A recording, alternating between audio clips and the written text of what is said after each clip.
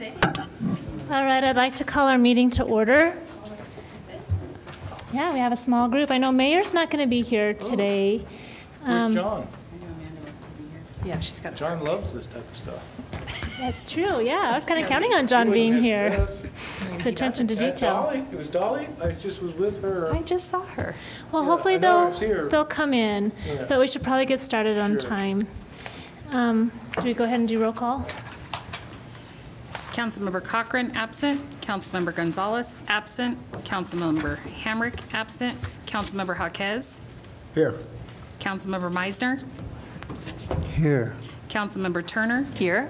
Mayor Pro Tem Smith. Here. Mayor Troutman, absent. So before we turn the time over to our staff, Tony, I was wondering if I could request on one of our upcoming council meetings, on a Wednesday one, either general government or vision, if we could just have a short segment of time to kind of go over a laundry list of things. I know in our weekly meetings that we have with you, there's a few things that we've been kind of Sure. trying to decide, do we want to pursue this concept or not? Yeah. I think we would really like to be able to sit down together and talk Okay. about it, give a thumbs up or thumbs down on where we want to go on a list of those items. And if we could just carve out a small time, it wouldn't be a huge time commitment, but maybe small Yeah, just we to see if just we could. plan on scheduling a special meeting on February 13th for a public review of the franchise agreement. I think maybe 10 minutes before that discussion or 15 minutes before that would be adequate, or do you want to pick a different date? Well, what date? I am, well, February the actually, 13th. I'm leaving the country that day. Okay, then we Yeah, will well, So I won't certainly- even be, which is disappointing because I Well- would have liked to have been at the Black Hills meeting. Yeah, Yeah, we'll you're kind change of a key that then. player. Well, right? I didn't realize we had scheduled that for that day. What, 22nd's another one. her and John need to be here. Yeah, yeah, So maybe we can move that. sure. We'll move that. Oh, well, Well, we could use the 13th, well, for this discussion you're talking about, if it's just going to be short. yeah, I think we can either do it on the 13th. Well, 13th, Caitlin's gone. We might need to change that Black Hills discussion. Yeah, if we Caitlin's will, not we gonna be will, here. now that Yeah. we know she's leaving the Well, country. Cindy's telling me that we can Yeah. we can fit it on the 27th Yeah, if we want to do it then. The Black Yeah. Hills? Yes. yeah. Okay, and maybe we could also do our little laundry list on that day as well, if that's Yeah, okay? if you want to start with You're that. talking How much time do you think you'd want for that? 15 minutes. Okay, that'll work out I fine. just want a quick yes, no, Sure, and hopefully that we Okay. can move on from we'll there. coordinate that with you. Okay. Okay. Thank you for accommodating my vacation schedule. Are you, Well, Appreciate you're it. kind of really important to be there. Even though we're all going to be really jealous of are where you you going to create a going. list? I think we all should, why don't you submit a list to me of the things that you want to talk about? Yeah. And then we'll make sure that we cover everybody's Circulate that, bases. Is that okay? Oh, absolutely. Or you can email Tony. No, I'm going to do it. Yeah, I'll be the mediator. So with that, let's go ahead and turn our time over to staff.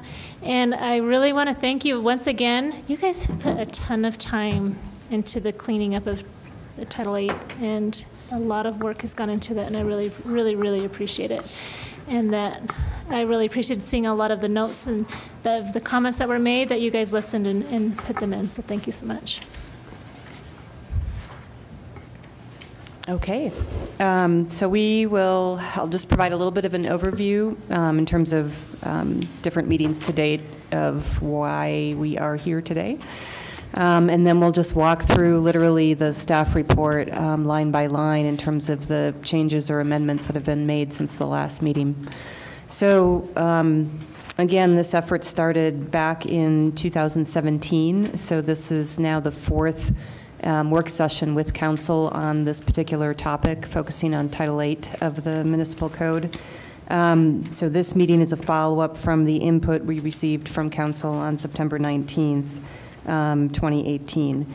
The staff report includes several attachments. So the first attachment is basically the changes in the typical format. So it has the red lines, which are all of the red lines, and the specific things that were changed since the September meeting are also in highlight. So you can clearly see all of the changes that have been proposed through the various discussions, and then specifically the changes since September again are in highlight. So then we've also included, just for your information, attachment B is a general flow chart that we had put together, and I'm not sure if any of you had seen that before, so thought that would be helpful to share. When I had started with the city, we worked on creating several of these, and we're still hoping to create more, but it's basically a 8.5 by 11 landscape format flow chart to give the general public a better awareness of the general violation process and what takes place. So that's included in your packet. We've then included attachment C, which is a staff day-to-day administrative protocol that, again, we put together in, I forget when that was, if it was last summer, but since I've started, just working with staff, giving them sort of a cheat sheet on here's the 101 of the typical steps taken in a notice of violation process. So we've included that in the packet. And then the last two items, attachment D is a resolution from 2014 that is complementary to Title VIII, and that needs to be amended and updated as part of this effort. And Catherine, our city attorney, had caught that, so we have that draft as well for you to review today. And I know that there was some request for administrative protocol information at the last meeting as well, so we're hoping that attachment C and or D covers that request in terms of what you were looking for. So with that, we'll just start walking through each of the changes, and we can stop and talk through anyone as you have questions. So first, on the bottom of page 2 of the staff report, that's where I'll start walking through. The general item that was covered, and we're not going to go through each of these, but the general grammatical or readability modifications were made as noted from the last council meeting. So those have all been amended. Secondly, we have updated the definition for land, so that's in the land definition. The next thing that we had done is the term effectively screened was actually in the content of the ordinance or Title VIII in the last round, and we felt that that was really a definition. It would be better suited to pull that out and have it be in the definitions list. So that language was really not changed much. It was simply pulled out from the content of the ordinance and added up front in the definitions list. And then moving on to 8.18, that was Dina, where... I have a quick question while Yep. we're still on definitions. Okay. Make sure I have it in the right, or I guess, yeah, under definitions and words and terms, at 8.12.020 on page 3, the lettering starts at C. I don't know if that was intentional or if it needs to start at A, B, and then work its way down. Yeah, good catch. We'll update that for the next round. Are there any other questions on this section?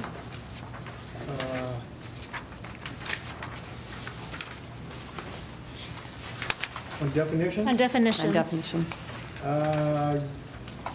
Page 5.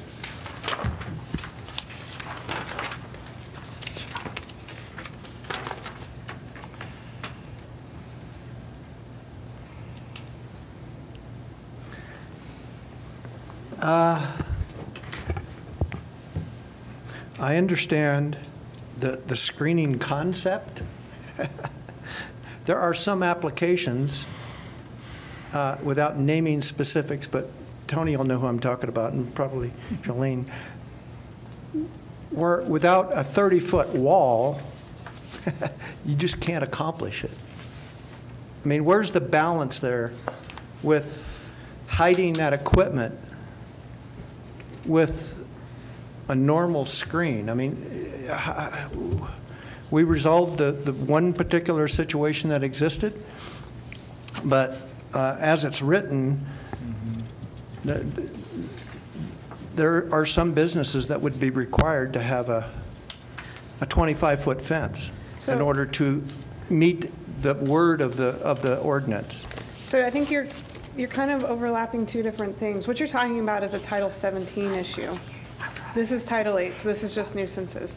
And I think You have to look where that definition is used in Title VIII, and that term is only used as it relates to unsheltered, inoperable motor vehicles. That's the only place that term is used in this entire title. Now, what you're talking about is screening. That's a zoning regulation. And so this definition doesn't necessarily apply to that situation. The language of Title 17 would apply to that situation. Okay, so what happens if in a year you add another section or paragraph to this section that then makes reference to effective screening? Then You we would are be- you would stuck be with doing this that. definition. Right, you would be doing that. So we would take that into consideration when you made that amendment. If somebody catches it. Well, that's what we're here for. So. But Jim, as it relates to that, it would be good later on to look at Chapter 17, because I know your point, and if I recall, that language is fairly ambiguous too about screening out commercial operations from residential areas.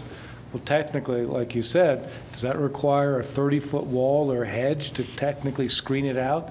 Because even in the case you cite, you physically could still see the commercial operation. It's removed from the clear and backyards of these residents, but technically you can still see the operation. All right. Are there any other questions or comments about definitions? I think you answered this before, or John did, that we've got some definitions here, but then later on, we got more definitions? Was that because it was a different section, or? No, I mean, I think part of the cleaning up the junk drawer is that we are trying to get all of the definitions for Title VIII up front in the definitions In section. Title VIII? Yep, Okay, the definitions that are relevant to Title VIII. okay. Sure. So I think there are some places in Title VIII where there are additional definitions, I say definitions, defined terms, or where there's explanation of a used term. And I think maybe as we go through the regulations, we can come across those. I'm not really hung up on whether they're up front or whether a particular, narrow part of the code has its own particular definition on it. I mean, it doesn't make much difference to me, but I think that as we go through it, we'll run across some of those. Well, and I think that reference, if I'm recalling from the last meeting, was specifically on the plant management component. It may have That's been. basically an outside document that's been adopted by reference, and so that's why, in that case, those definitions are staying in that location. Yeah, sure, go ahead. Okay, so on page 10,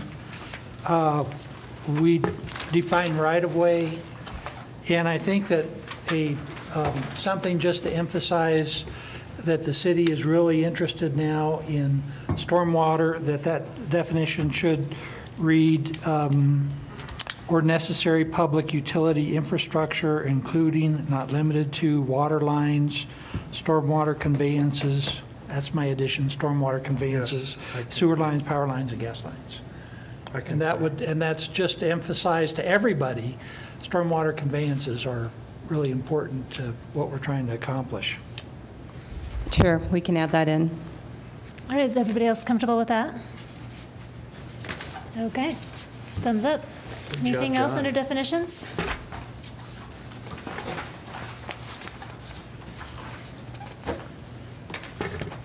Okay, sounds like we're ready to move on to the next section. Okay, so the next modification, the input from our September session, is starting on page 12 of the document, or attachment A, and that's section 8.18, offensive trade or business.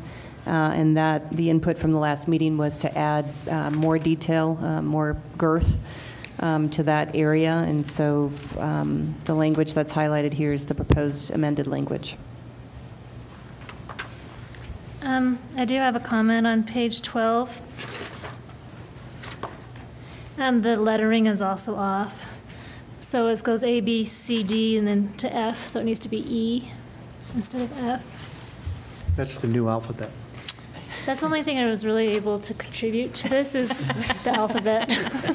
Yeah, sorry, the redlining wreaks havoc in the document. Yeah, You it change was- one place, and so Oh, we'll clean it Yeah. up for the final version for sure, so. And then on page 13, on the 1, 2, 3, 4, fifth line down, it says shall allow a windows doors, so I think we need to Right. take out a. Mhm. And then my question is, so what about businesses like Hotel St. Cloud that was closed for a really, really long time, and it had, in essence, its windows were boarded up, but it was done in a very aesthetic and pleasing manner, so that was still contributed to the overall pleasing manner of downtown, because it was done beautifully. And so would that be considered a violation of this code? So I'm trying to visualize, I mean, I'm familiar with the ground floor and how they have the panels that are away from the Yes. glass. It's like So displays. there's, yeah, it's So more of a it'd be display considered box more- or a shadow box. So it'd be considered more of a display box than Right. a I don't think boarding up? technically that'd be a violation. Are there other accommodations for other businesses that may be closed for long term and ways that they can have I mean, because you don't want to just look into an empty building that's run down. You still want it to be good to look at as people are walking up and down the streets. Right, so I think, I mean, separate from this language, we've had the general conversation about sprucing up vacant storefronts and how, you know, what's done in other communities with like hanging art or, you know, temporary installments and things like that. And I think, I mean, from my experience, the significant difference is that similar to the St. Cloud, those occur, and I think I actually had drafted some language, that those occur within a distance back from the window. So it's literally not up against or on the face of the window itself, and more creating that distance and shadow box effect that it looks more like an official display rather than just boarding up of a building. I don't know if in this or particular ordinance, if it does talk about the setbacks. Right, that was a separate conversation, just I think probably within staff when we were perusing the topics of what can we do with some of the vacant storefronts, separate from this particular discussion. I mean, again, we can clarify refine even that. further and add that in. I think I would like that, if you don't mind. Are there any other questions? Let's start at the end and work our way down. I just had one other change right near the amendment that Ashley offered, where it says shall allow, no person shall allow windows, doors, and other means of ingress or egress. I wondered if we wanted to say or there instead of and. Oh, yeah.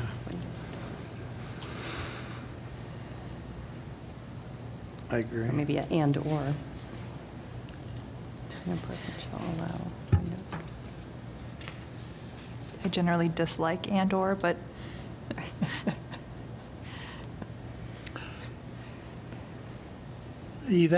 I've got a comment on that same thing.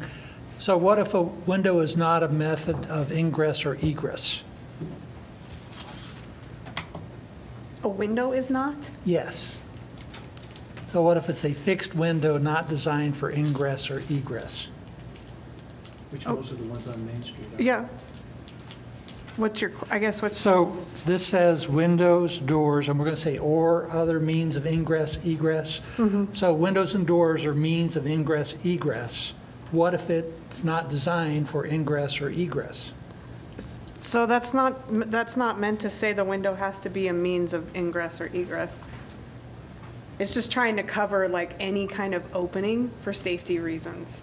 And so if it's a fixed window and it's not a means of ingress or egress, because But it could be in an emergency setting. If the fire is in front of the door and there's a means to break a window to get out of it, then that would be a means of egress. I disagree. No, I'm sorry. That's not correct. But I think that there needs to be some work here, some wordsmithing. If we intend for it to be, maybe we say whether fixed or can be opened or not, or something like that. Because if we say windows, doors, or other means of ingress, egress, that means a window that is not a means of ingress, egress is not covered in the way that I read regulations. So Okay. It looks like, Yeah, I Turner may think have a- maybe I have something that could help here.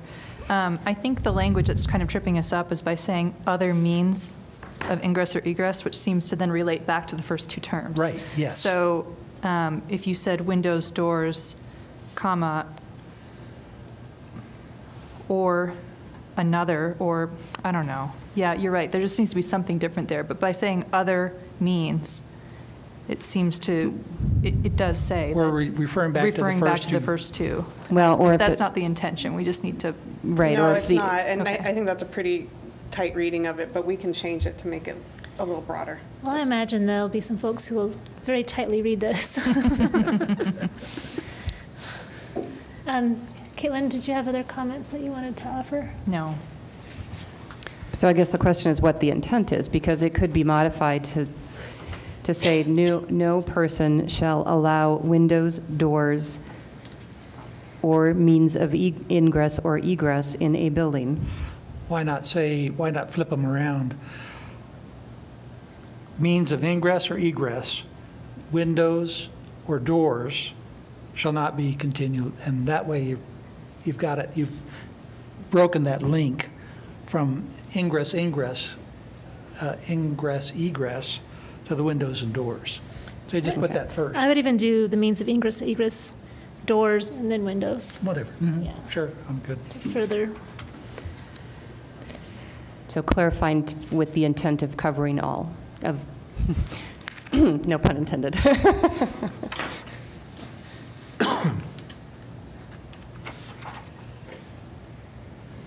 Okay. yeah, Jim? So,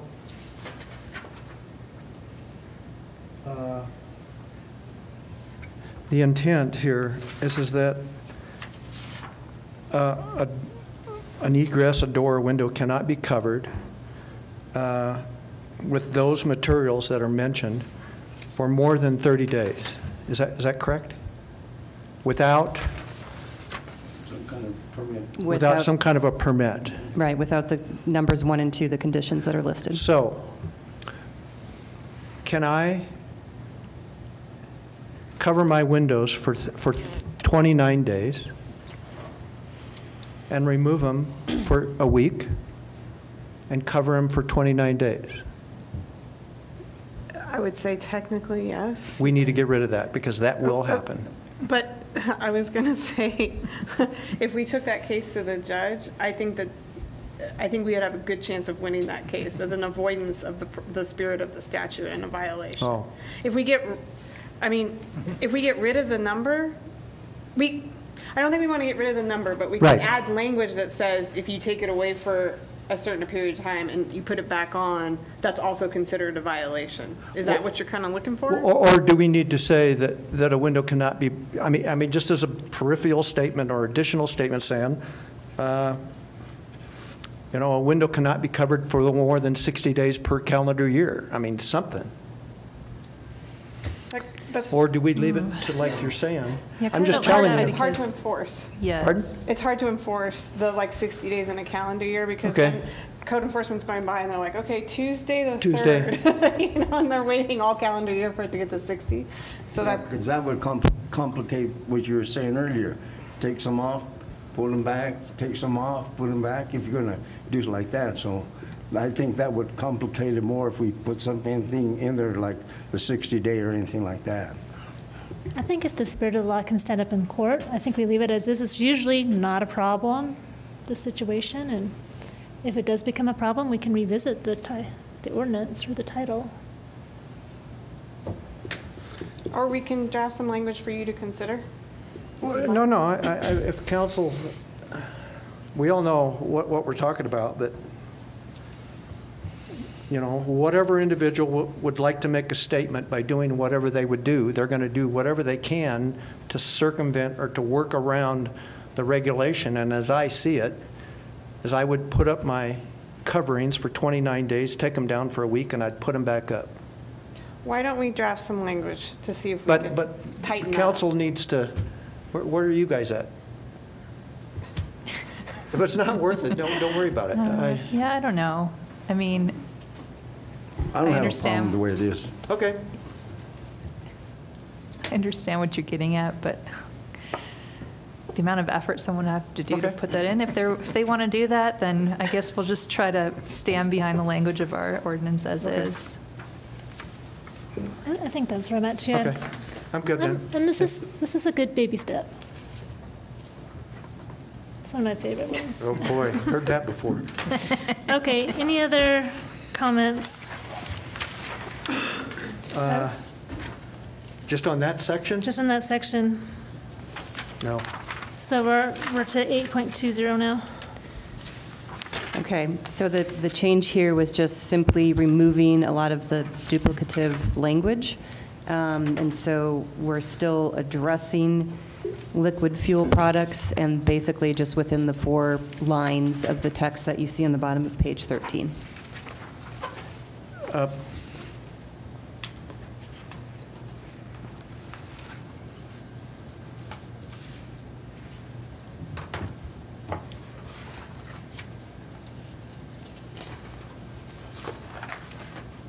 Oh, yeah, go ahead. So does that mean we can go to page 15? We can. No, I just don't know where we're at 822.30. Okay. Does that make sense? You want regularly. Is that what you're? I'm not sure, but when I read that, I almost fell off my chair, but I just couldn't figure out what was wrong with it. So I This is a said, really long sentence with lots of commas.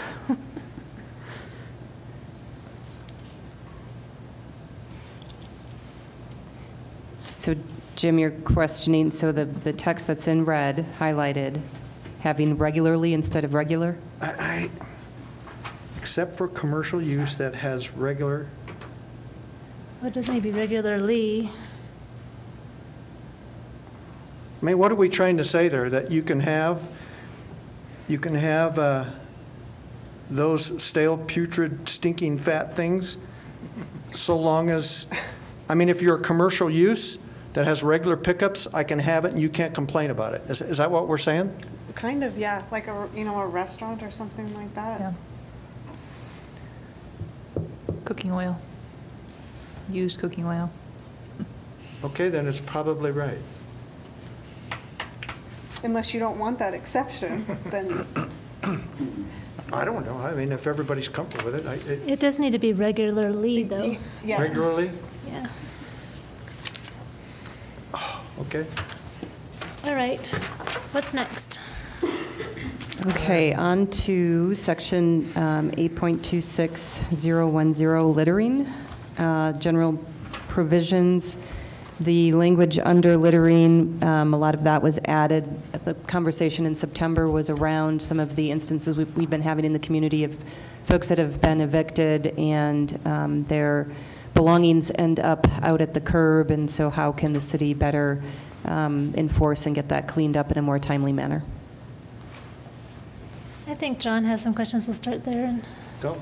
Yeah, I actually had a lot of questions in here. Number one, under B1, the city shall abate the nuisance by immediately.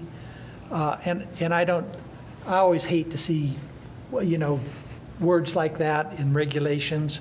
We know that we're going to do it right away, and that's good enough for me, and I think it's good enough for anything that we need to enforce here. But if we say immediately, what happens if we leave it for 2 or 3 days for some perchance, Well, I mean, the answer is nothing happens. Right. But I think the point of the immediately is we can say without notice, because that's kind of the purpose of that word, if that works better for you. That works better But for that's me. kind of what I it's like that. indicating, is we're not going to tell you, so. Yes, that works better for me. And then in that same paragraph. Where would you put that without notice? By replacing so- By replacing- immediately? Yeah, without notice? shall abate the. By nuisance. removing, comma, without notice. Without notice, removing.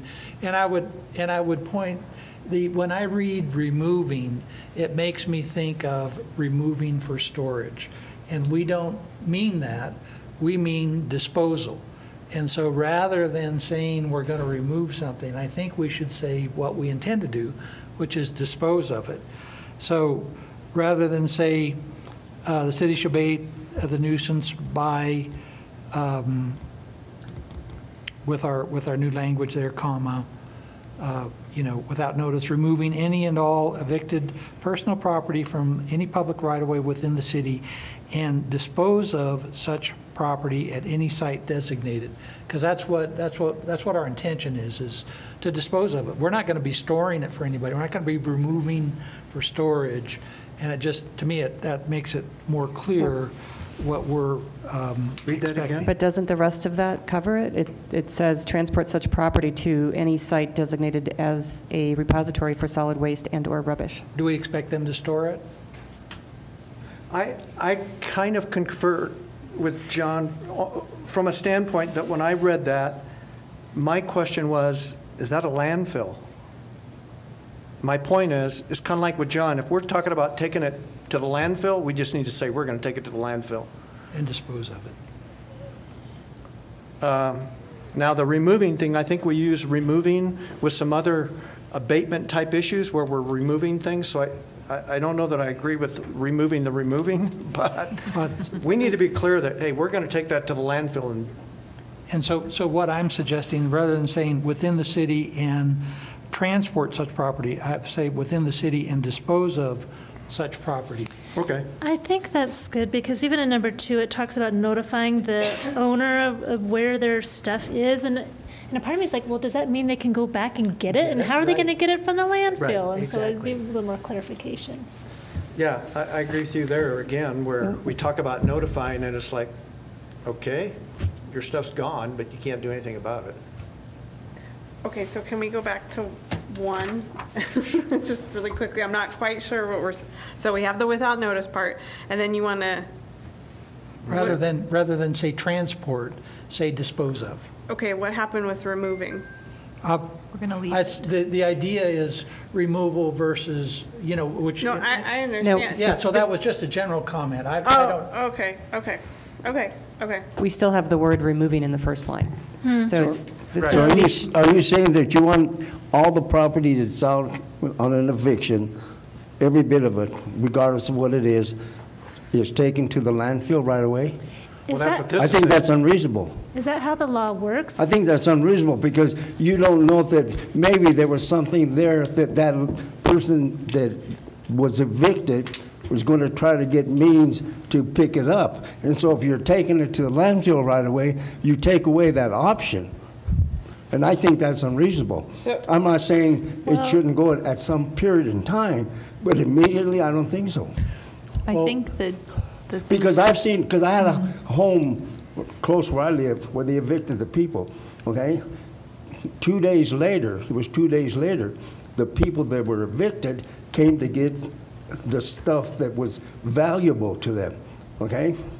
And so by taking it to the landfill immediately, you don't know what they're going to do with it at the landfill.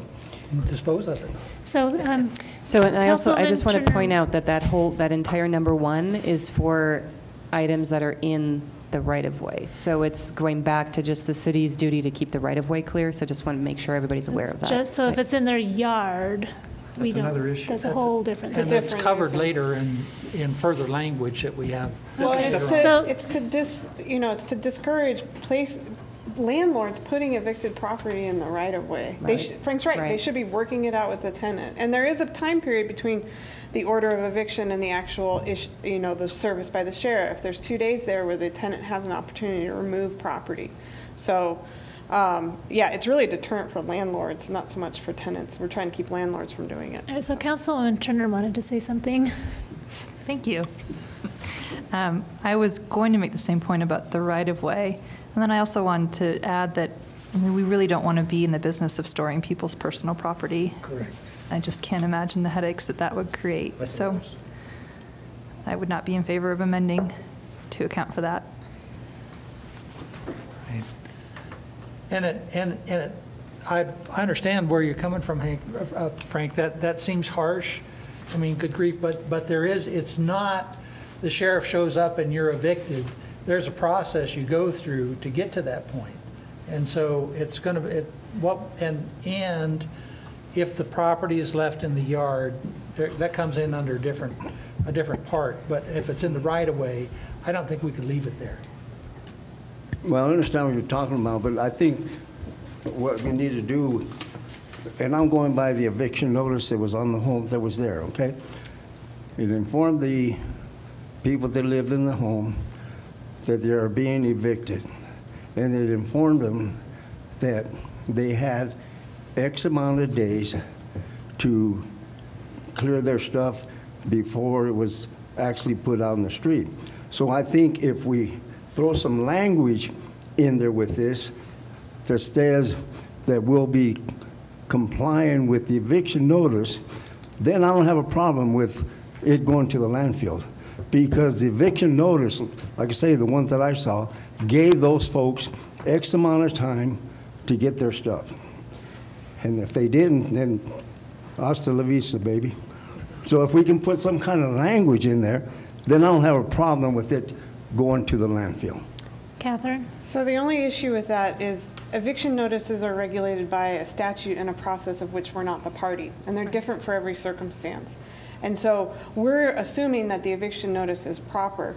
So when you evict someone, if you don't know, you put a notice up there, and typically, if it's like non-payment of rent, it's a 3-day notice. And it says you'll be evicted in 3 days or whatever. Then the owner has to go to court and get a writ to get you actually disposed of the property. And there's 48 hours between when that judge orders that writ to the person actually has to be out of the property. And so we're kind of relying on a notice put up there by a landlord, assuming it's right and that kind of thing. And I'm a little cautious, since we're not party to that action, to be dealing with that. That's my only concern. We don't know if the notice is right. They could be entitled to 30 days. And all of a sudden, we're kind of tying ourselves into something. Yes? Is it practical? I mean, we've got some of the similar situations with other abatements.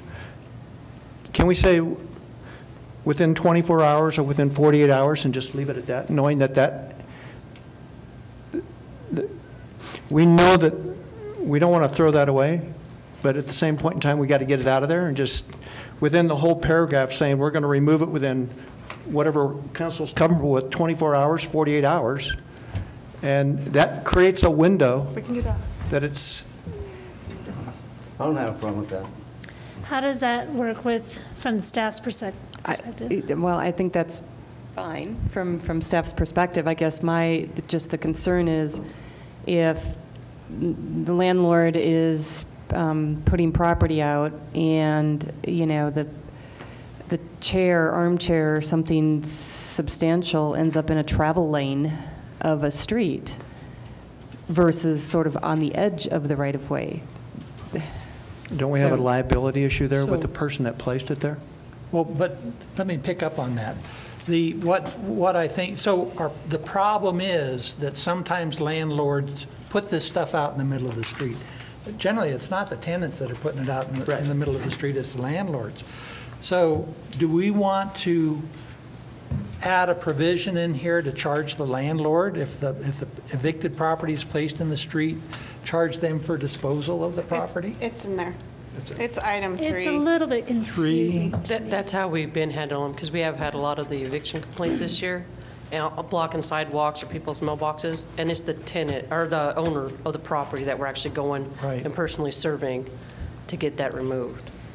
So that's under 3, 3. the owner of the real property and the personal property.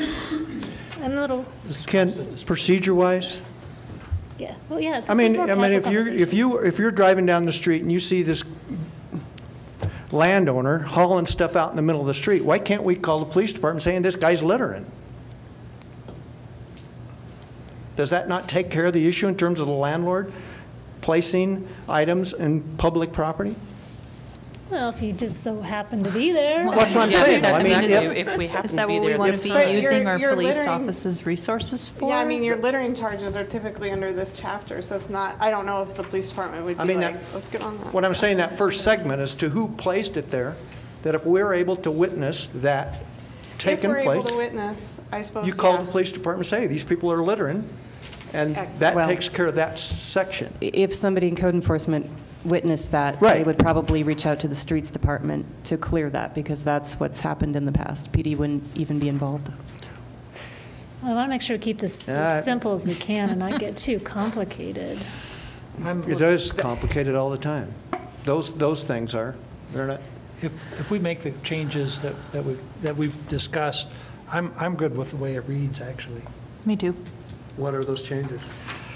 Get rid of immediately and add the. And dispose of such property to any site. and Instead of saying transport, say dispose of. But instead of say without notice, do we say within 24 hours, 48 hours, or I no? think without notice keeps it a little bit more simplified.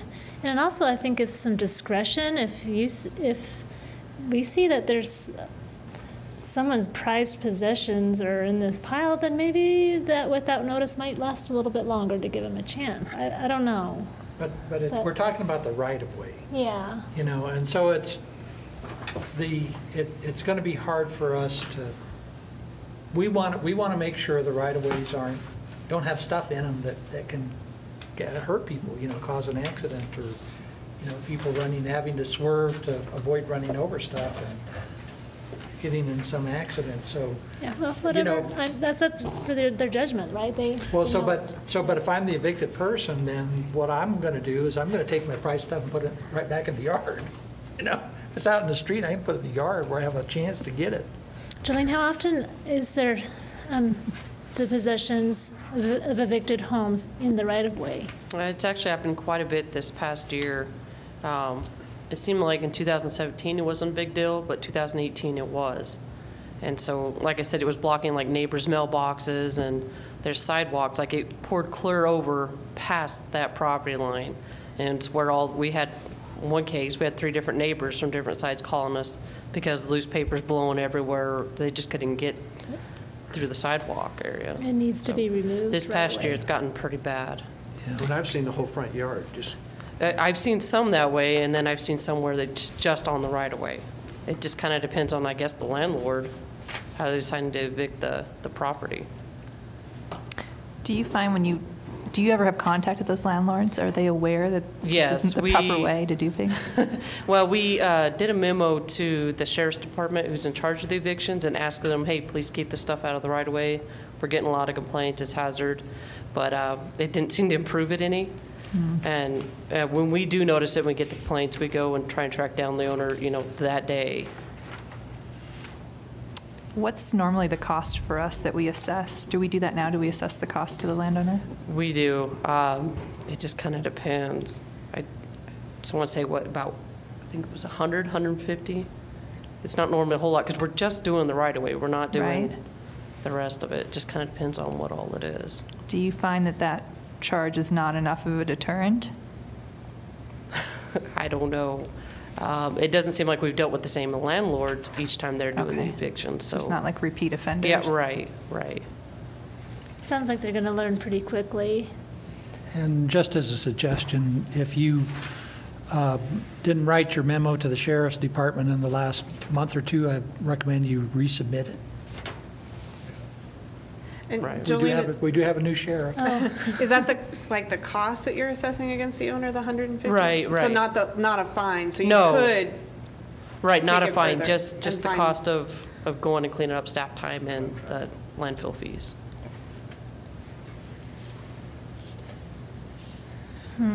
Okay, so are we comfortable with the revisions that were made? It is sad, though, to see people that are hard, obviously they're hard on their luck, and to lose their possessions, that's always tough.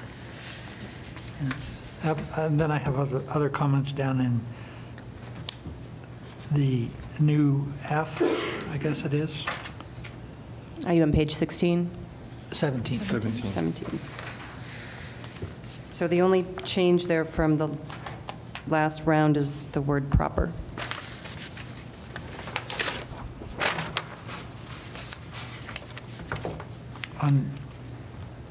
I know it's challenging to read that in red, but I mean, what we're saying there is that you just can't put essentially anything on private property without permission. Is that correct?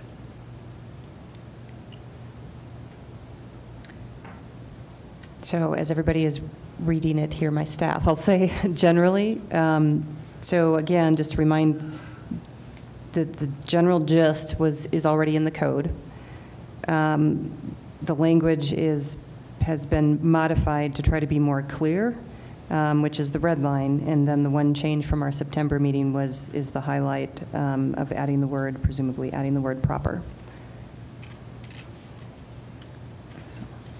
Can you give a scenario where this would be put in place? Well, it would be Jolene dumping her trash in my trash can, right? Yes. Yep, or the city's trash can. Yeah. Household trash in the city Yeah. trash can. Theft of service. Or household trash in Walmart's dumpster. Yeah, that's the more common one, Yeah. private trash in a commercial. Now, So, you haven't been down my alley. Well, just because people do it. I mean, people, it's like they drive down the alleys and find a trash can and say, okay, here's one. Yeah. that does happen. Get a picture. Put up a security camera. But I have a question. My question is, what does it mean to leave trash? How do you leave trash? So if I walk by a piece of trash in the city park, am I leaving that trash? I've seen it, I walk by it, have I left it? No, I would say you have not left it. I would like to see us find some other word than leave, because that, Okay. you know, what we're talking about, you know, throwing, dumping, depositing, you know, but leaving brings up different So you prefer connotations to the me. deposit that was originally there? I guess so. Why Well, did you the change it? deposit's already in the sentence. That would be repetitive. To deposit, throw, dump. So then just leave. Oh, I see. It's Or unlawful to dump deposit, litter. throw, So, or dump litter. So, not to get too technical, but like if a court was looking at that, they would look at that and they'd say, okay, well, it's the plain meaning of the word, because leave's not defined anywhere in here. And they would see that sentence and they would take it in the context of what it means to leave. And I don't see a court saying if you walked by it, you left it, to be Sometimes honest. you could accidentally leave it. It means you brought it to that place and then you you removed yourself right. and left it Well, there. right, left it there. Okay, this scenario. We're walking in the park, and my kid picks up a piece of trash and then puts it back where they got it. And I've always taught them, if you're going to pick it up, you need to take care of it. But if you put it back, are you in fact leaving it? Yeah, I'd say once you pick it up, it becomes your Okay. responsibility. Yeah. That's true. So leave the trash, don't pick it up. I'm good. I prefer to see a different word than leave, but I'm good. Let's look yes. simplicity, folks. Easy. On item E, So are we removing the word leave? No, just leave it. Leave? just leave. Let's move on. Item E, are you in fact taking that out now? I believe that's been moved to another section. It's been moved to page 21. Yeah, it's I on believe. page 21, because I wondered the same thing. Okay. Are we ready to go to property maintenance? Wait, what are we doing now? Moving on to page 18. The next section where there were changes from the September meeting is inoperable motor vehicles. So starting on the bottom of page 18, again, the highlighted information. And here we simply clarified from the conversation in September, sheltered, unsheltered, but effectively screened, hence the definition getting pulled to the definition, and then unsheltered and not effectively screened. And then the other two modifications or clarifications was about painting of motor vehicles in appropriate locations, and then addressing collectors' items. So I have a question on collectors' vehicles. That's really considered collectors' items. Is that the right term, items? We're talking about collector vehicles, right? I believe collector's items is actually the term used. I will double check for you, but Okay. But so my question is, does state law impose a number? no, it just has screening requirements. It does not impose a number. Does not impose a number. Okay. Okay. Go ahead, I'm Frank. On D, painted motor vehicles prohibited unless conducted inside an approved spray booth.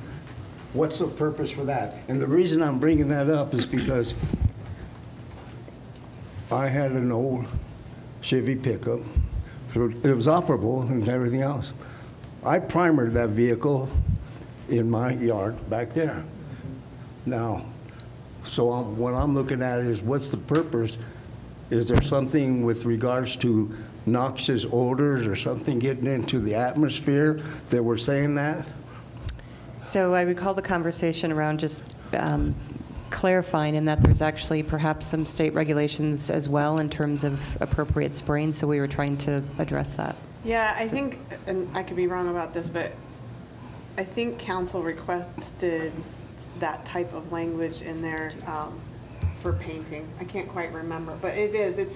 It's a fumes issue, and it's also, I think, kind of maybe the toxicity of the paint as well. If you're in a especially if you're in a residential neighborhood doing something like that, and so, I mean, it's up to you all if you want that regulation in there. Well, this is a little different, but a friend of mine, their neighbor was spraying their fence, which would have been similar to a car, and the wind blew the paint all over her car and ruined it. And so I could see Bummer. a need for that, but what is considered an approved spray booth? I mean, could that be your garage? Could it be a shed? Could it be, you know? No. No, it's the approved booth under state law. Yeah. We can add Yeah, that it's in. good to have effective exhaust systems. A lot of fume buildup. It can be lethal. So Most people wouldn't have one. similar to Frank, I've had a vehicle, I've certainly not painted the whole vehicle, but I have primered areas where somebody, there was an accident, a little bend, some paint was removed, and to protect it from rusting, I bought some spray primer, the little can, and sprayed that area. So would that be a prohibited activity here? I mean, if it is, maybe we should say whole body painting or painting more is prohibited unless, Or maybe percentage, more than 10% of the vehicle. Do we need that regulation? I just think take it out. You can take it out. I mean, I don't know I just who think take it out. requested it. I don't recall either. Just take Don't we it have out. a noxious odor issue? didn't we start with prohibiting painting of vehicles, and then we said, well, wait a minute, shouldn't we say, unless it's in an approved spray booth or something like that? I think that's correct. Isn't that how, the genesis? But overall, Section D was added. So somebody decided to add that. Well, we prohibited painting, like Councilmember Hamrick just said. That was the language that was in there. When I took that out from last time, it's gone. And so this was inserted at your request because you guys wanted some kind of booth or some kind of protection. If you don't want the regulation at all, though, you're free to eliminate it. I like it the way it is. I don't like it. I don't think it's such a big problem. I just think take it out. If we kept it, I would want to see an exception where you could use a little spray can, to 12 ounce, 14 ounce, or 6? Well, That starts yeah, getting And do a whole really vehicle. No more complicated. than I'm saying, I mean. Yeah, I hear you. Right. See, now we're going to get back into being real technical and all this other stuff. I mean, what's the big harm, because I didn't primer my truck all in one day, okay? I took my time to do it right. But I did it all in my own property and everything, It took me, I think 4 days to get it done because I would just do so much, because I have to sand and everything, and I didn't do it all in one day. So another- It was a common sense thing, so I don't see why we even have to have it in there. So another compromise for the safety of the neighbors would be to say inside an enclosed space, and if that individual selects to do that without the exhaustive components in their residential property, as long as it's enclosed, maybe that's balance. I could buy enclosed. Okay. I think I'd feel more comfortable with that, too. Inside an enclosed place?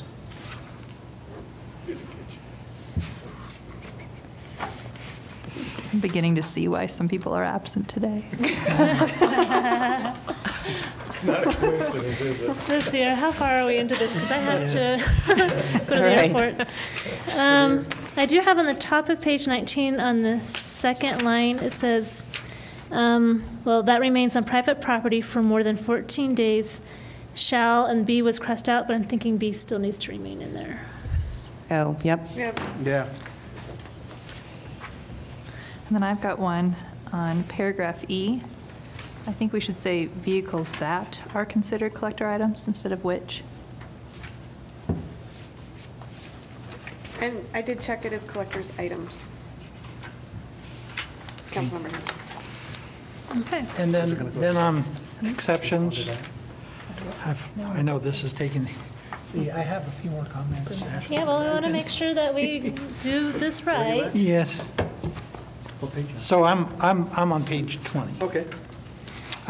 And it says, any person, starting at the top, any person who is conducting an automobile sales, storage, repair, enterprise or operate in compliance with existing zoning regulations when the storage is necessary to the operation of such a business enterprise, probably should say is exempt from either the citation or the provisions of this chapter. Well, That's the whole section the title chapter is- heading says exceptions. But it's not a complete sentence.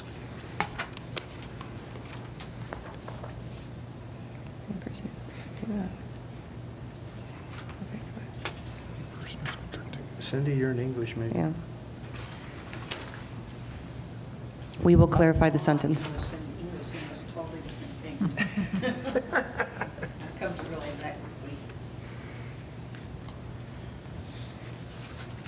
Okay, Okay? can we move on to dead animals? Yeah.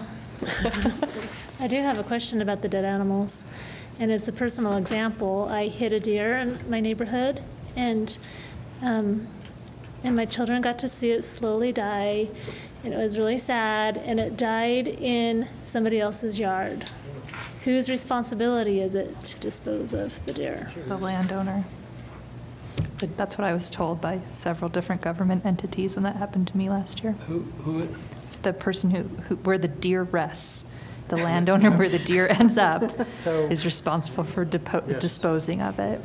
Okay, so that's taken care No. of somewhere else in an ordinance? I've only hit a deer once, and it was the Department of Wildlife that came. It is the Department of Wildlife if it's in the right-of-way. Yes. They It was will in the come and get it right- out of a street, but they will not take it out of your yard.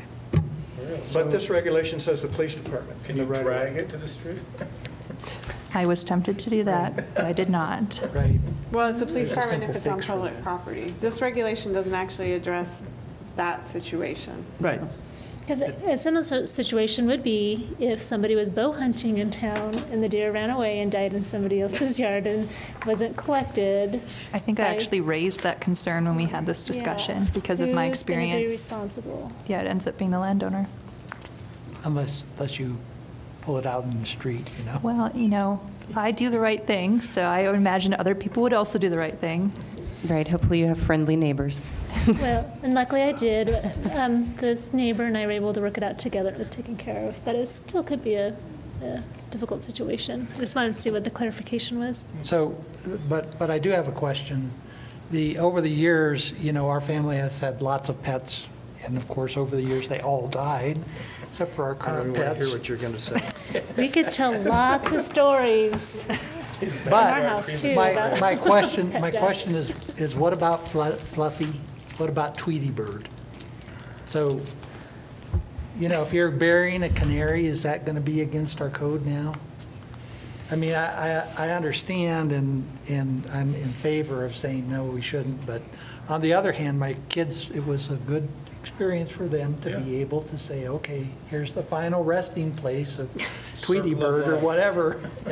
So but right now, currently in your code, it's got this weird language that kind of implies you have to take it, you can't bury it in your you have to take it outside the city. So we fixed that, and so yes, Tweety would not be allowed to be buried in the backyard, currently under this language. Okay. Or Fluffy. Doesn't seem right. Were So Tony, if you're good with that, Think that's problematic? you're gonna be the enforcer He's here. going to do it anyway. Yeah. A lot of people bury their pets on their property. Oh, yeah. Not in this Even- town, they don't. Even if you Well, had a, technically, practically. well, maybe not deer. I mean, when you look at it, you know, who goes around to see if your dog died and then later on make sure what you did with it? Yeah. You know? We'll start cloning Jolene now. That'd be like somewhere we got a complaint, which I've never gotten a complaint about someone burying a dead animal in their yard. They I mean, won't how know else that you would I know buried your about dog it? until someone comes to excavate it to build a new house. And then they're gonna find the bones. And now, you know. And they're going to shut down the whole operation. I suppose if you didn't bury the animal deep enough, you may have a nuisance from another animal. Right. That's Might the dig only it thing up. I could think of. Yeah. I could So raise are a you saying complaint. you want some language in there for the No, tiny? No, critters? I'm actually okay, but it's, Anything under 6 inches. Kind of like the weed if it's, maybe we say, maybe we do it by You don't weight, have to worry about when they die. and they're 2 or 3 pounds. all right, No, we do I'm need to good. I get just moving wanted on. to point out that Okay. it's pretty broad, and it's gonna cover a lot of stuff. And if you really wanna, get back at somebody, you might have a pretty good way here to do it. All right, let's keep moving. All right, where are we? Outside storage. Outside storage. So bottom of page 20, based on the conversation in September, again, we simply added the language evicted property. To clarify that. And then the second change is on page 21, and we noticed a oops there. So in the highlighted language of number 7, in terms of exceptions, and it probably should read, "It shall be unlawful and deemed a nuisance to store da-da-da-da-da in a manner which causes them to blow, scatter, or otherwise moved." So they can be stored, it's an exception, but we don't want them blowing around. So we need to change the word lawful to unlawful there. And I have questions on this. Actually, this choked me up pretty good here, because what is personal property? Is my doormat a personal property? And I can't have a doormat on my front porch anymore? Is my little garden gnome that sits by my front door personal property that's visible? Is that There's a prohibited? definition here, It isn't talks there? about that, though. Yeah, Where? Some, paragraph A, second sentence. Second sentence. Personal property.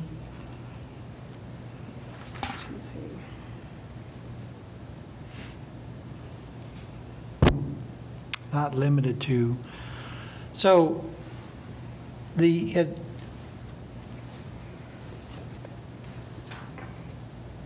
the problem that I see is that it leaves it up to the discretion of the inspector as to what may be personal property if it's not listed here or not. And so that's what, because I was driving around and looking at lots of different things, does this include personal property? Does it include automobiles? Does it include trailers?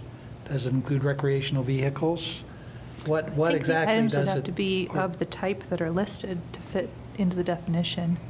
That's how I would read that. Okay, so is my gnome, No? would that be considered? I wouldn't say so.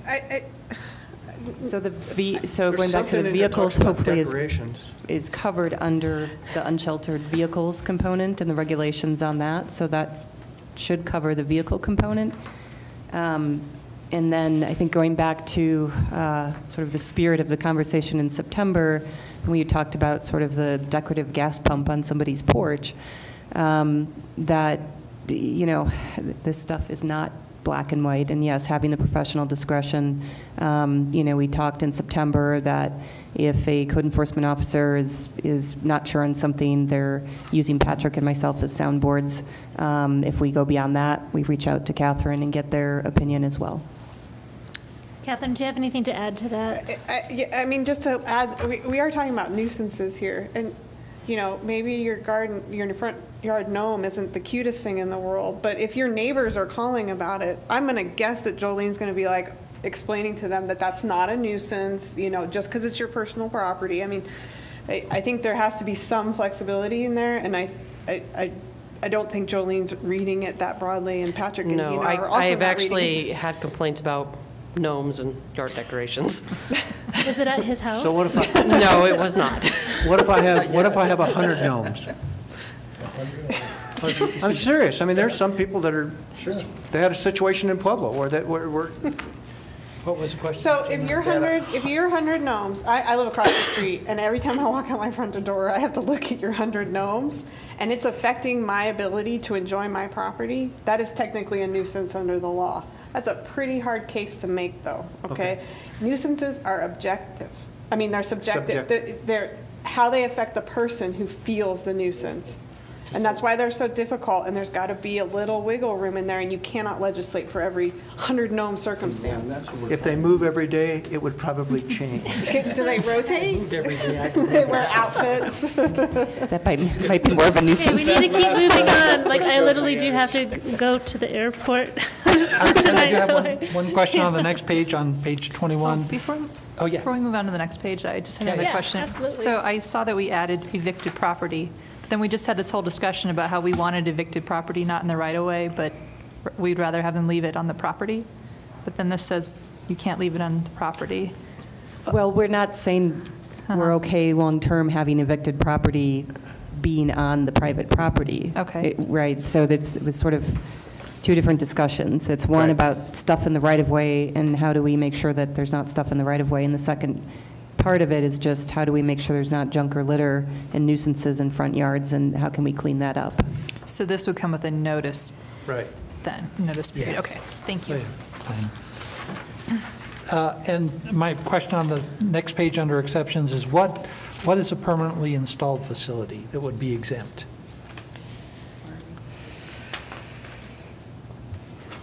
Where are you? it's on 21. page 21C1. Page 21, under exceptions. C1. Says permanently, yes, number one. What's an example of a permanent? So if somebody had installed a decorative residential-sized pedestrian fixture in their front yard adjacent to their walkway up to the front house. Or if within an easement in a front yard, someone had a power box, a utility power box.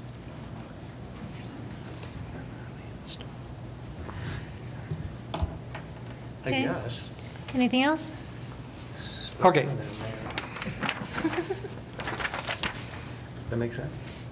sure, I'm good with that. I just wanted some examples. And I do have a comment under vegetative growth. Sure. What is chapter 12.12? I couldn't find that. Is that the future 12.12? So that's your encroachment, that's your work and encroachment on city property chapter? So minor encroachments, major encroachments? Chapter 12.12 is titled Work and Encroachment on City Property, which in this case would tend to refer to rights of way. Okay, thank you. Okay. Any other questions?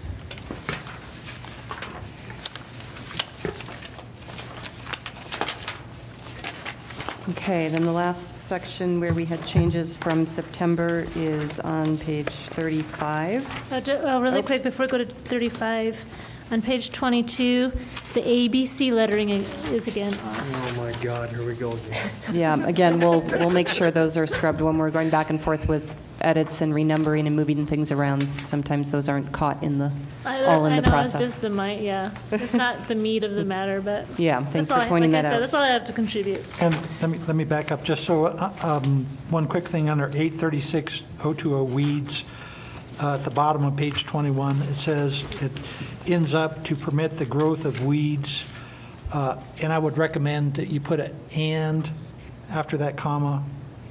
Just take a look at that and see what you guys think. We don't have to figure it out now. What page on? Page 21, last line. Okay. I thought we moved away from I that. thought so too. Okay. Okay, I got a question on 27, if you Okay, get there. page 27. I asked this before, but 83810, item D, Does that mean I can't park in front of my house? Technically? The complaint we've been having on this one is vehicles that are blocking the flow of the traffic, Well, I realize that. like past the driveway. So if you're blocking the flow of the sidewalk, then yes. But it doesn't say that. It says any portion of the right-of-way outside the traveled portion of the right-of-way. Right, so we know, so people that are storing their vehicles in the tree lawn, so which is part of the public right-of-way, which often then they're partially blocking the sidewalk, as Jolene mentioned. I don't have a problem with that. But I can't park my vehicle in front of my house according to this, Outside of the traveled portion, which is beside the travel lane, next to the curb. to be parked or stored on. Yeah, is this meant to apply to something more than the And No, not sidewalk? according to this. It says outside the right-of-way, any portion of the right-of-way outside the travel portion of said right-of-way, which means I Unless can't on park. street, well, unless on-street parking is permitted in that area. Pardon? Unless on-street parking is permitted in that area. How do I know that? I'm serious. You'd have to refer I'm to with you. chapter Yeah, 12.12. You don't have that memorized? Which is the streets, which I don't, code enforcement doesn't enforce streets. Yeah, that falls into police and traffic. They wouldn't enforce that. Sidewalk. Well, then you wouldn't enforce D? Side of the. I think D's in conflict with the traffic code and police practice. Well, we'll look at that. I mean, the intent is, yes, obviously on-street parking, again, either adjacent to the curb or edge of flow line. If it's a curbless street where on-street parking is allowed. The intent here is not to have vehicles parked on tree lawns and/or sidewalks. Well, then just say that. Yeah.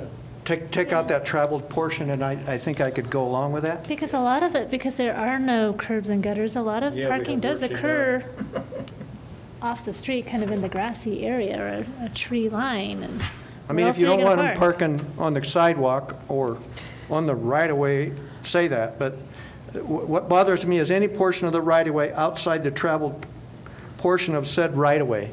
When you say that, you're telling me I cannot park next to the curb, because that's not the traveled portion. Right, and that wasn't the intent, so we'll Right. clarify that. A lot of people park between the street surface and the sidewalk. That's the most common area. And so technically, that would be illegal under that. But if we made the change, that would no longer be, If you just pull that out of there, you're still saying you can't park on the sidewalk, right, Yeah. Jolene? Is That's the that? intent. Right, that was the intent with the sidewalks. Yeah. so we're going Just to leave it delete that, where it says "and"? What page are we on? 27. 7. 27. D. What So no number? motor vehicle, trailer, or D equipment. at the bottom. D is in dog eat. Can be parked on any portion of the sidewalk, period. Period. Or any portion of the right-of-way. Right? No, I Yeah, just leave it at the Just sidewalk. period. Just keep Period it right there. simple. And simplify that whole thing, otherwise you get into the. Right. you Do get we into- need to keep We're all on the, the same page. Yeah. do we need to keep the city engineer part in there? That's all Xed out. Is that permit thing that we Yes. talked about? We need to keep that in there. Okay, So and that's just the part permitted. from "and" to "way," to the second "way." Right. All right, I can do that. Okay. Thank you. And I apologize, but on that same page, there's GH and then double I. Oh, my gosh. I'm making it easy so you don't have That's to good. proofread so carefully. I already have it printed out. Okay, so what next what is- page? May I ask, what's your timing on having to leave? What's your drop-dead Oh, time? 6 o'clock. 6 o'clock, okay. Yeah, so we're doing it. Well, we have another meeting at 6 o'clock, so. Okay, yeah, we'll make it. 28? Me too.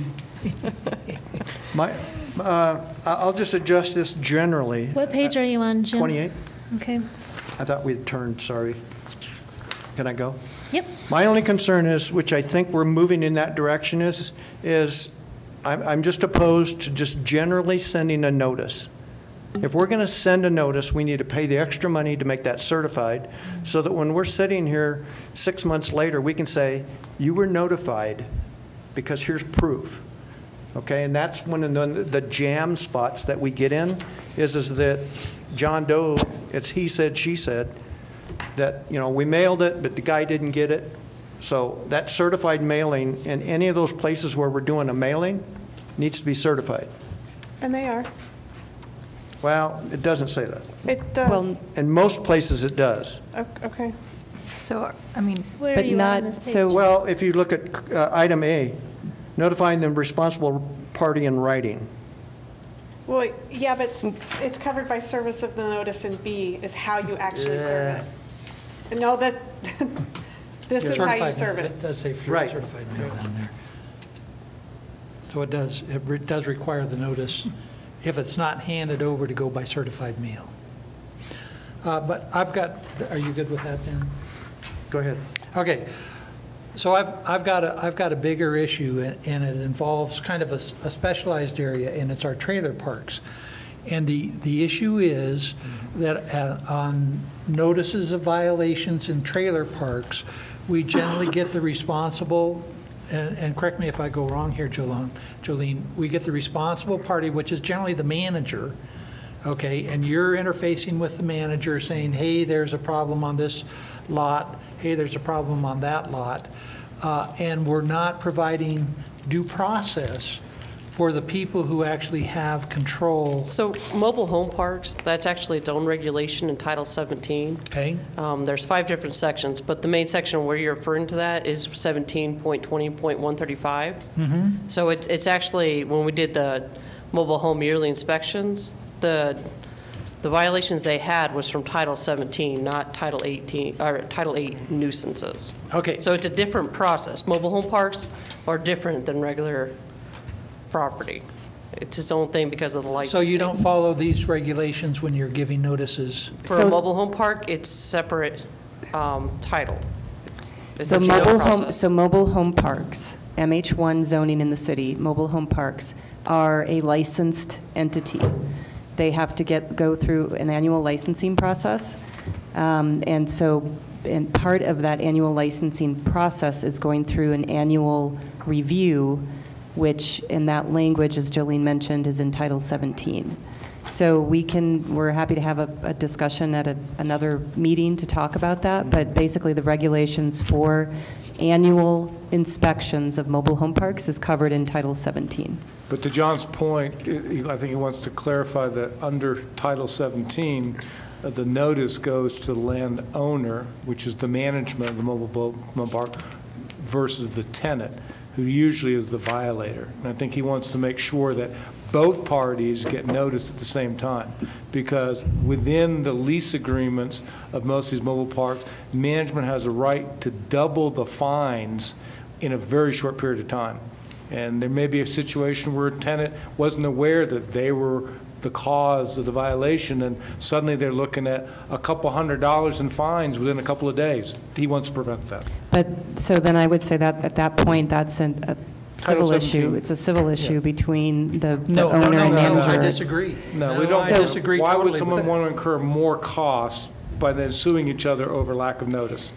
All we have to do is put language in Title 17 that says both parties will be noticed at the same time. So right now, both, from my understanding, for the annual inspections, both the owner and the manager, if they're different, are notified. The individual tenants are not notified, and that's... And by not notifying the individual tenants, we are Exposing them. taking away their due process rights. Actually, whoa.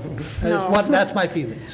Well, it's not legally correct, Okay. okay? Because we are not imposing anything on the tenant, so we are not acting in our capacity and denying someone due process. I just need to clarify that. That's incorrect. Yeah. Now, that doesn't mean we can't give notice to the tenants. I'm fine with that, but I think we need to clarify that we are not violating anyone's So due that's process. John's point, fairness to Well, give notice to both perhaps parties. we could talk about this when we get to Title 17. I think that'd be appropriate It's not- conversation. Well, wait, I'm still not satisfied that this is not the process that's followed in carrying out the Title 17 regulations.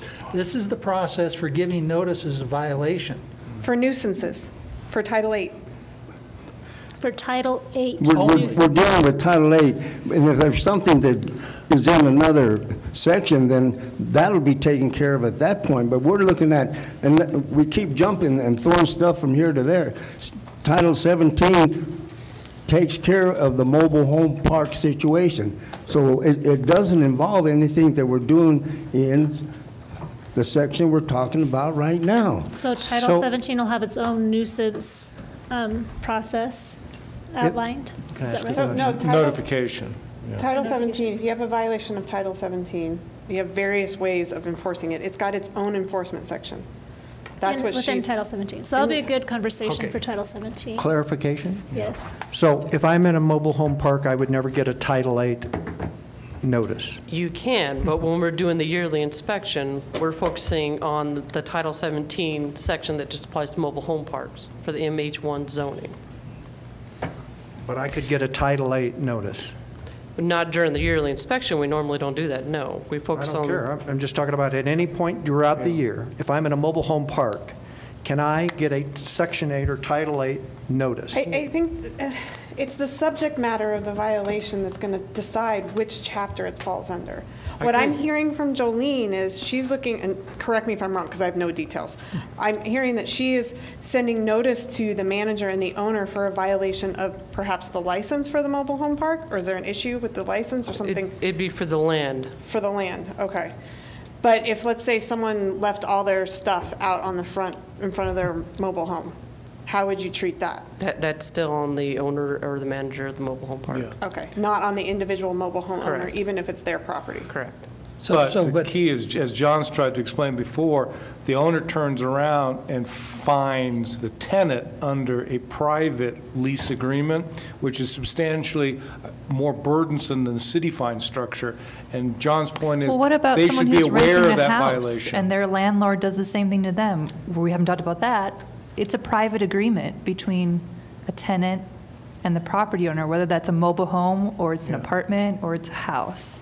I don't see how, It just seems proper to notify not just the landowner, but the party that's triggering the violation, because they're going to be subject to additional fines that Do are we much more send- burdensome than the city. do we send a notice to the address of the mobile home, No, we just do it to the registered owner and the manager. John's point. even under Title 8?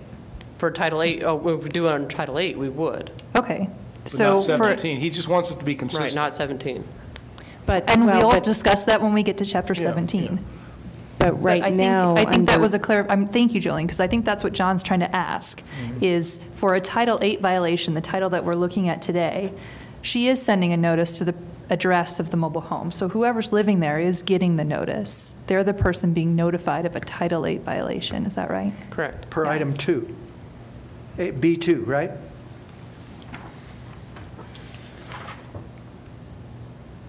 You're notifying the responsible party, Right. which is the person potentially that's living there. Well, as we're currently doing it, it's the owner of the property. Which is, I thought you just said that you send it to the address of the mobile home. If the owner of the property lives at that mobile home. Some of these The are rented manager. out. You mean the People manager? out of So you state. send it to the manager? yes. The It's manager- whoever's registered as the owner of that Right, unit. not to the individual lot So there's, Why? tenants. so sometimes people own the structure and lease the lot and place their structure on the lot. Sometimes they're actually a tenant in that manufactured home, similar to being a tenant in a single-family detached home in an R1 district. So why aren't we giving notice to the people who live there then? I think, That's along with a valid, Caitlin, that's the Because I was question. confused. I thought that's what. That's the question. Yeah. Is to ensure fairness that both parties, just for sake of clarity and fairness and notice, make sure both parties get the notice, the manager of the property and the person living at the property, because there's usually two different people. Catherine, do you have any comment on that? How do we do this in a rental property? Do we So- only send it to the property owner It's to the there? property owner, because if we had to go in and do an abatement, we can't put a lien or put the extra fines on the property without contacting the owner. Uh-huh. And that's, and I understand that, and that's right, fair, and proper. But it's also right, fair, and proper and equitable to notify the person living there if they've created the problem. Yeah. That if they don't know if their owner's out of town, you notify the out-of-town owner that there's a problem. You come back, re-inspect, all of a sudden the fines are escalating. perhaps without the knowledge of the tenant. And that's what our regulations need to address. We need to notify both the tenant and the owner. We can enforce against the owner, that's fine, that's no problem. But if we're going to be fining somebody, we need to give them notice and a chance to remediate. I think where I have, By whatever means, whether it's through a lease agreement, rental agreement, or whatever, but if the person on the property is causing the problem, they should have an opportunity to remedy that problem outside of enforcement by the city, outside of the enforcement chain, essentially. In other words, notice to the owner, maybe that doesn't get through to the tenant before you come back to re-inspect, and so all of a sudden, they're looking at a double fine for something they had no knowledge of. I get confused now, or where I was, when I read responsible party, I'm thinking like, Tony's responsible because he left the litter out in the front yard. As I interpret this, your responsible party is the landowner. Yeah. So the responsible party is a defined term in this title. It means the owner and the occupant. It covers both parties. Both parties can be served with the notice. It's in the beginning in the definitions, yep. It's intended to cover Both. But then it says, as reflected in the real estate records of the county assessor, which a tenant would not be reflected in those Exactly. records. The practice is to notice the landlord. So to John's point, if we That- can That make has sure. caused problems in the Yeah, past. Yeah, if we can make sure that the language in both Title 8 and 17 track, and both parties, the tenant and the landlord, are both noticed in both titles. That All would right. solve this So from a problem. notice, but I think so from a noticing standpoint, the reason we use the assessor's records, which is the So why don't owner, we just, and two, is, Yeah. Okay, after that, just wait, put Dina's down. talking. Let's let Dina finish her sentence. so the reason that we're using the assessor record is because there's actually a name then associated with the property. I don't know how code enforcement is going to find out tenant information. The- Couldn't you It's just send it simple. to You know the tenant? address. Yeah, to You know the tenant at this address. address. Tenant, Well, so we can, right, Like a it'll be junk mail all the generic, time. I guess. It'll be Well, generic, it won't have a tenant's specific notices should be name. personally served. I mean, ultimately, as a practical matter, tenant notices get personally served. They don't get mailed. I Because agree. And I'm good with that. But we're hearing that's what- not what I- happening, This is, I'm just kidding. Truth. and it's not provided for here.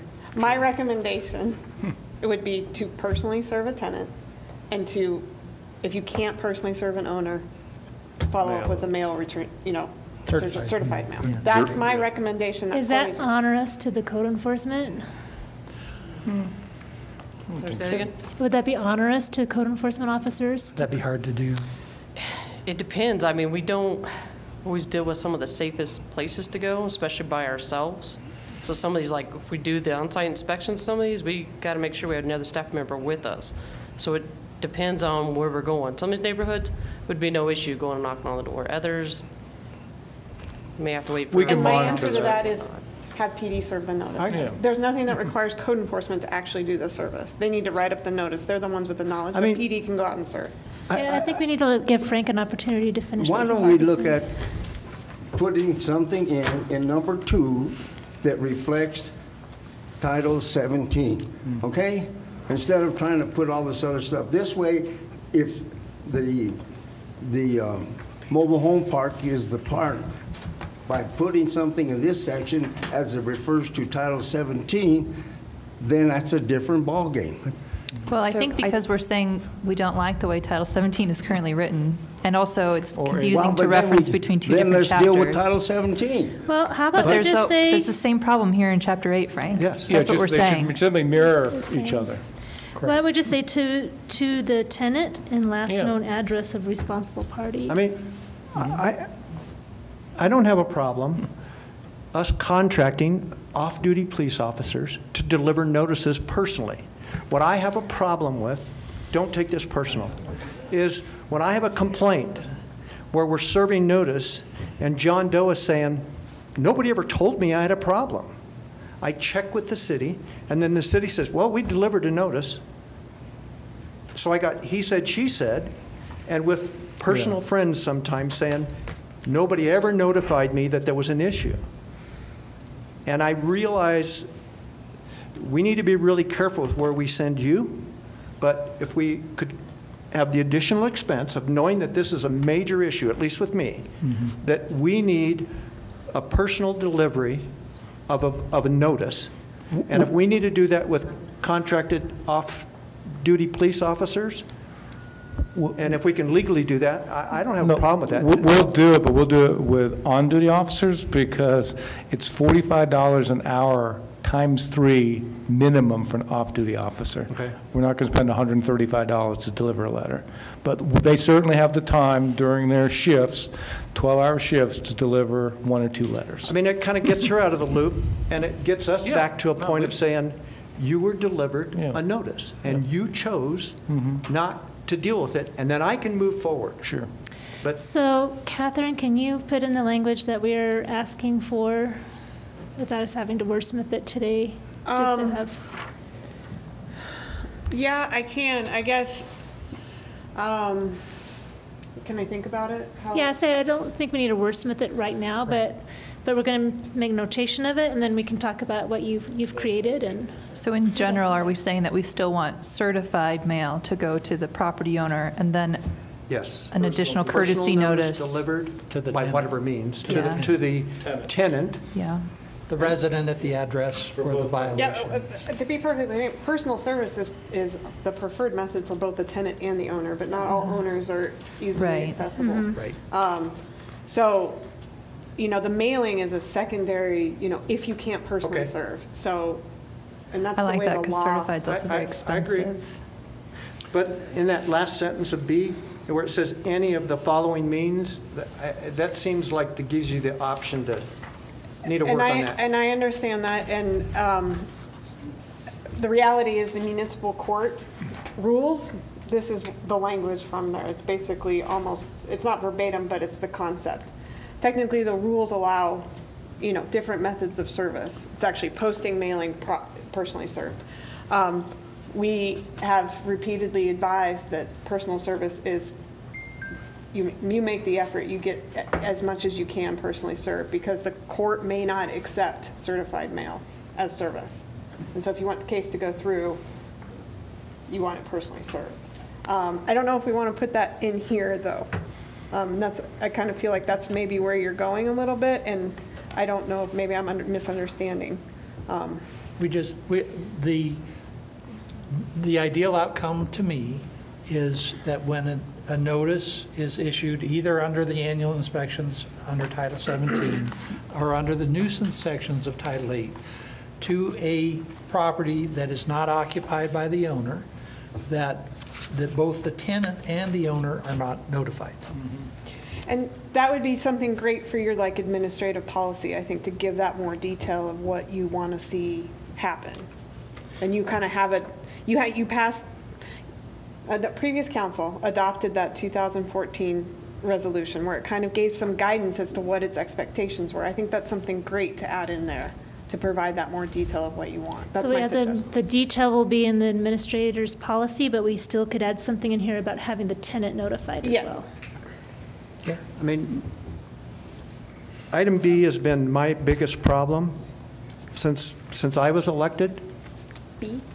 Item B, that whole process of serving, and what we need to get it to is so that it becomes a proactive process that's documented so that, I can tell John Doe, hey, you were notified, you failed to comply, now you got to pay the price. I don't have a problem doing that.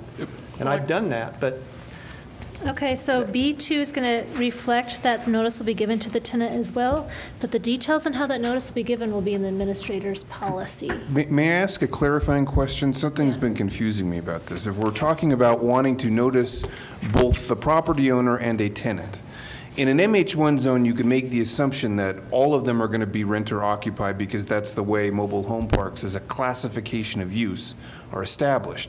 If we're talking about, to use Councilmember Turner's example of a single family home that's going to be renter occupied, how would we even know that there's a renter living there? knock on the door.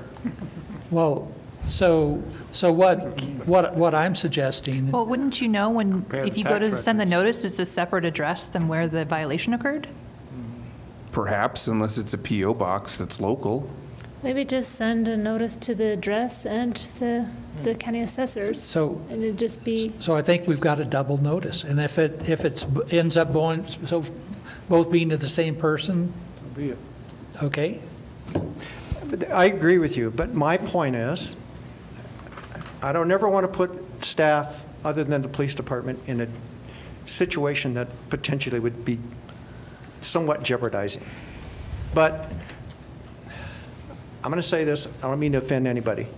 I don't think we ever walk up to a door and knock on a door and say, hey, you got a problem out here. That's what we need to do, is we need to be able to walk up to the door, and if that's with a police officer, knock on the door and say, you have a problem out here, we need to get it fixed.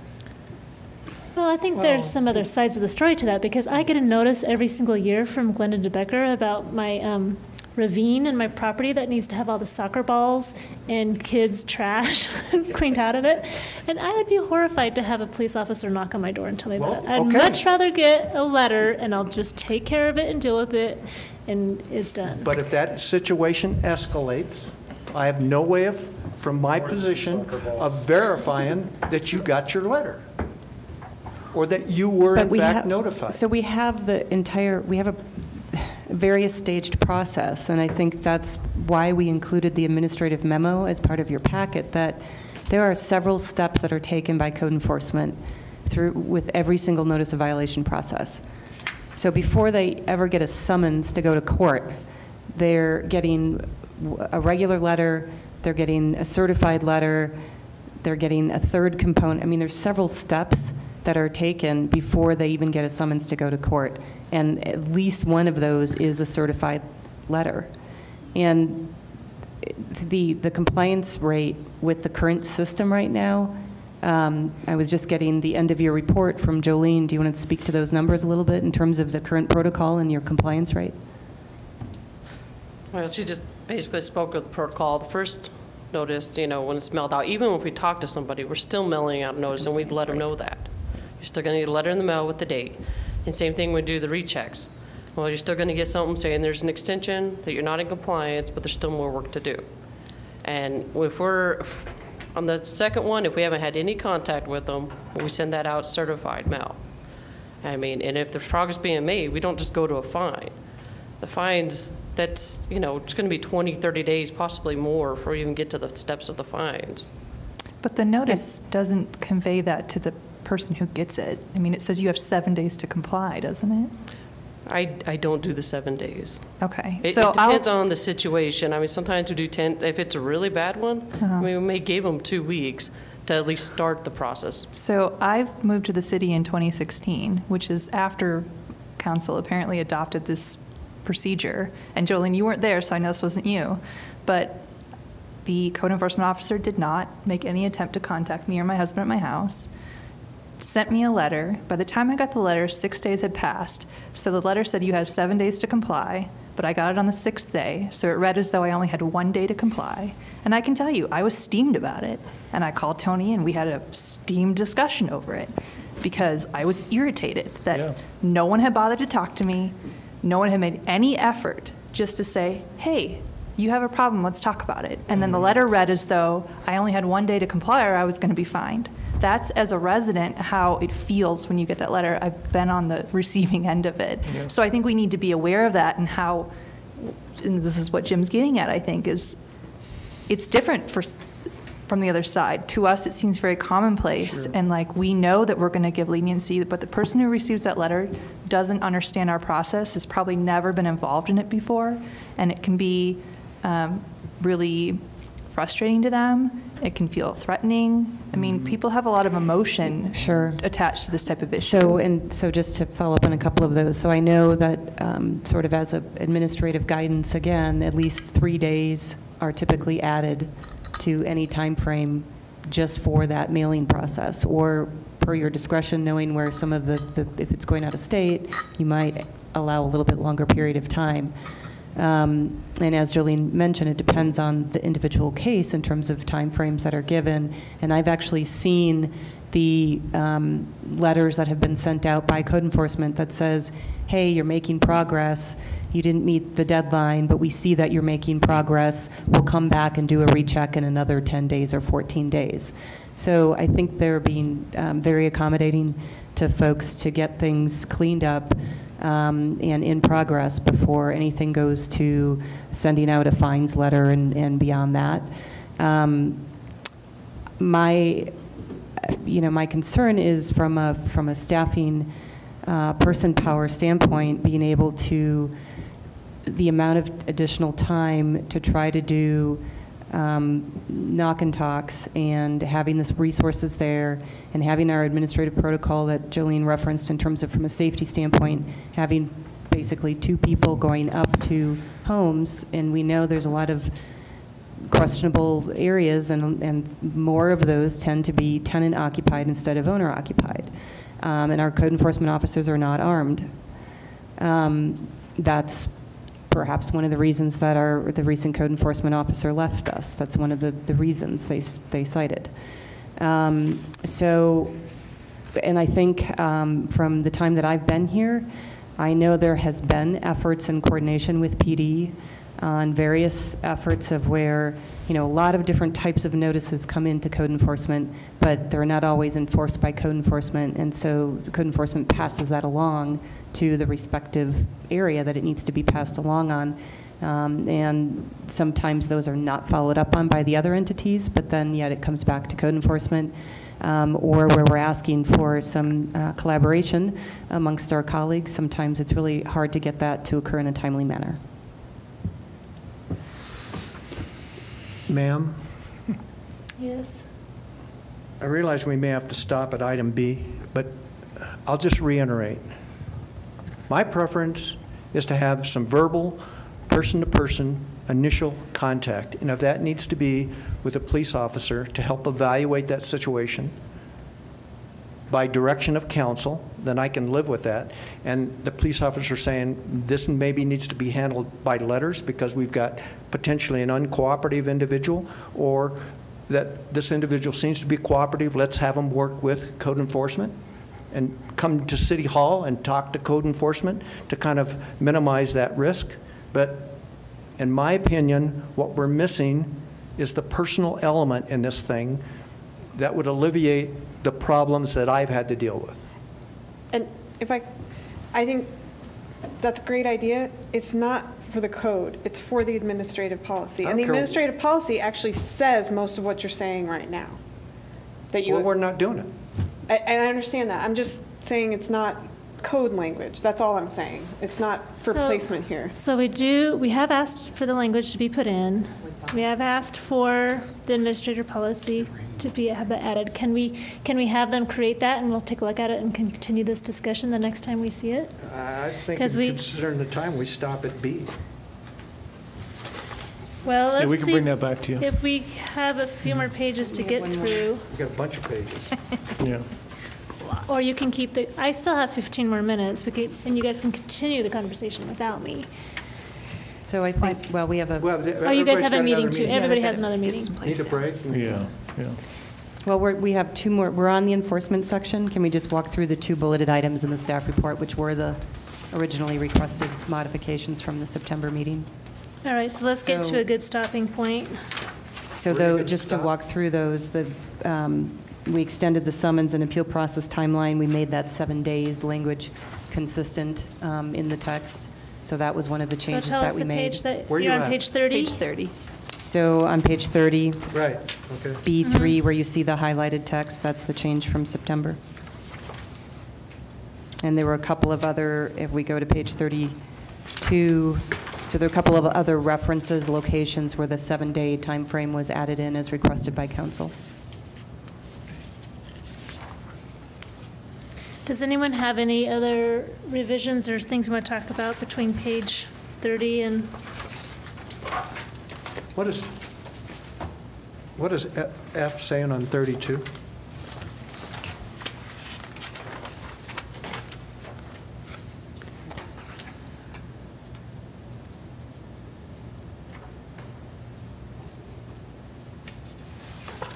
It's some of the information that's in the citation notice. So the Yeah. information that goes to the person getting the notice, that's one of the items that's in there, is how you can pay the fines.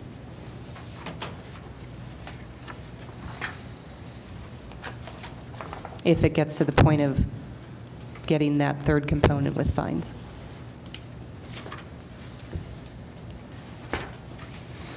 Okay. Does that answer your question sufficiently? Yeah, I mean, I figure somebody must have wanted that added. Jim did. The one-time payment. Well, I had There's an nothing wrong issue with it. about available forms of payment, but my question is, if I get a $500 fine, can I bring down $500 worth of pennies? Yeah. If the city's willing to take cash, it can be in any form. Of U.S. tender. Yeah. Okay. But only if you hate that. So I think we should probably wrap it up. We're done with page 32, and we'll bring it back to page 33 at another future meeting. When are we gonna, I guess we'll have you schedule that? February 20th.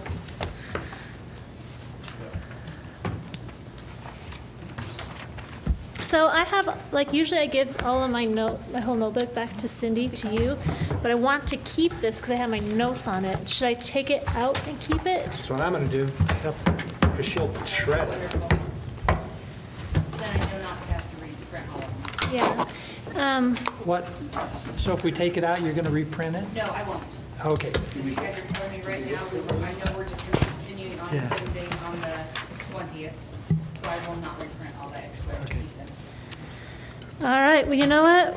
We had a lot of difficult things to tackle today. There were some big issues that we worked through. I would ask that you take a look at the draft resolution in the very back of the packet. And this is the administrative guidelines we've been discussing today, and some of the policy directions we want to give. In the back of the Our packet. Almost, I think it's the last 2 pages of the packet. Attachment I've E, seen is that right? some- The last 2. Right.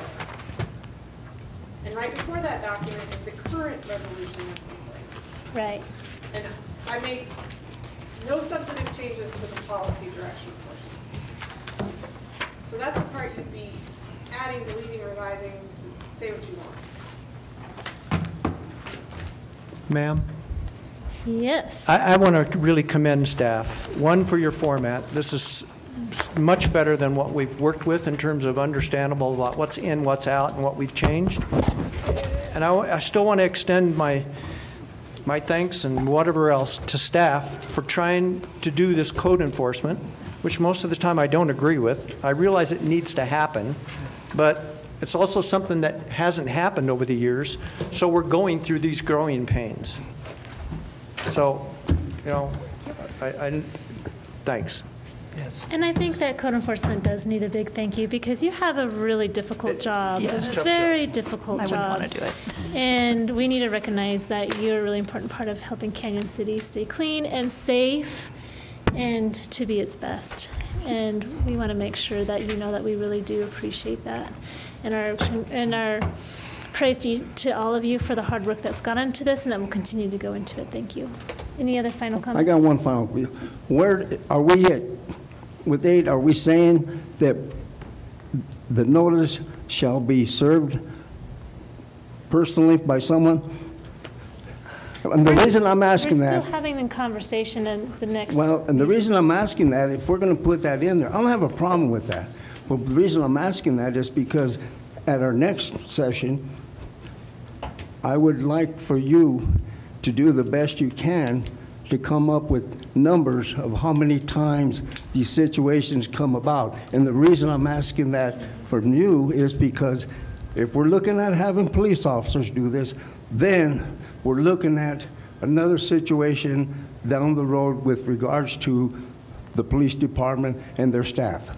So I'm okay right now with that. And then at our next meeting, if you can bring something like that, I'd appreciate Well, it. currently, our compliance rate from last year, I only have 3 open cases out of all of them, even with mobile home parks. Okay.